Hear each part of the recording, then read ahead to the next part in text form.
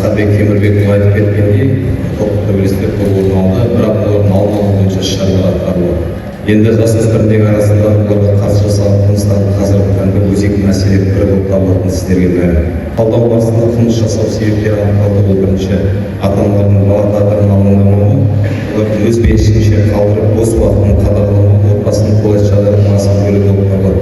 Өткен жылы аймақта 68 қылмыс тіркелсе, қазіргі уақытта 8 қылмыс тіркелді осы бүгінгі күнге.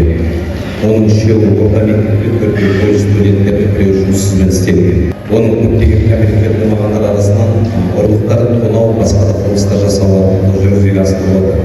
Қазіргі уақытта полиция департаменті қызметкерлерімен осы тарапта жасөспірім, түнгі қала, басқа да жедел профилактикалық шаралар жүргізіліп отыр. Қоғамдық мүшелер арқылы азаматтардың қатысуымен өздеріңіз басшылар ретінде басқа түндегі уақытта бірлесіп жүріп ата-аналармен қарау жұмыстарын жүргізіп отыр.